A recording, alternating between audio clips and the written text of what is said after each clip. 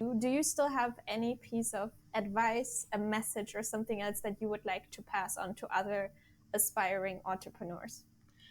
Okay, yes, a few. Let me put this in a more structured way. I think I said all of the messages throughout our session, and time flew very, very quickly. So, first thing, the idea is very important, but it's not the most important thing. Okay, so that whole thing of people being super secretive about their idea, I actually don't buy it. Okay, so if you have an idea and you think it could actually be a good business, talk to people about it. Okay, get their feedback. Try to understand if the what are people saying about it. Okay, because maybe the idea is super stupid. Okay, so maybe having some sort of people having contact with it. Then second thing, and it matches the first. If you really believe in it, and if even if people are saying that it's stupid, do it. Okay, people don't know. Okay, and people are risk averse by nature. So the default answer is it won't work. Okay, but if you really believe in it, and even if people are saying that they wouldn't buy it, they wouldn't use it, go ahead and try to make it happen. Okay, because else you will be thinking for the rest of your life, I could have done this. Okay, and that's not a good feeling. Uh, then number three, after number one and number two, so you really are convinced of going forward. Don't start businesses alone.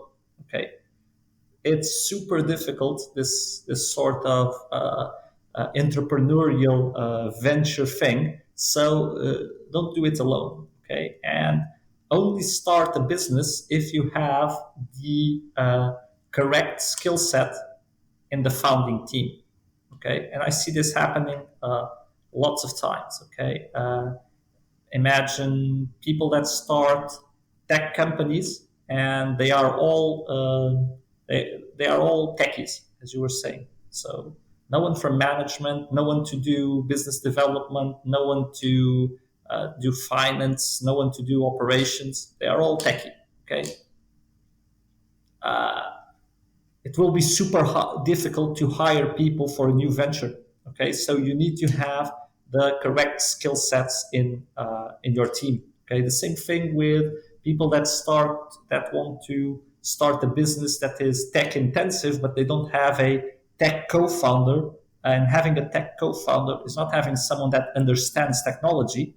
That I understand technology, but in our case, our CTO, for many, many years, it was him that actually coded everything in the platform. Okay, so it's not a guy to give guidance; it's actually someone to do the work. Okay, so have the right skill set. So that's number three. Number four, already talked about it. Choose your investors very, very wisely. Okay. It's very important that your investors are aligned with what you want to do, with the mindset of the business, and also that you understand what is their mindset. Okay, so what are they expecting from you? What are they expecting from the business? Okay, so I think most of people that are raising money, they forget to ask this question from the venture capitalist, from the business angel. They are saying yes, we want to invest, and they forget to ask why. Why do you want to invest? So I'm showing you something that we have, either we don't have revenue or we have a very small revenue. Why are you interested in investing? And are you how much time do you usually invest in these businesses? Are you going to be calling us in 6 months' time saying that you want to exit from the business? So why are you getting into this with us? Okay, so if you check all of these things, you are ready to start. Once you start creating a team as soon as possible. So start delegating, building that sort of structure as soon as possible. Okay, no one wants or no business thrives with the founders doing everything. Obviously, they have to do everything in the beginning, but you need to build a company. Okay, and the company is much more than the founders. It's all the people that will actually work around that goal. Okay, so building a team is actually super important. After that, I would say that understand what is your ideal plan. Okay, so where do you see your as a management team? So not as founders, but as management team. Uh, what are you working for? Okay, is it to build the next Apple or Google or Tesla, or are you building something to be sold to someone? Will anyone be interested in buying this? So, what are you working for in the best case scenario and in the worst case scenario? Okay.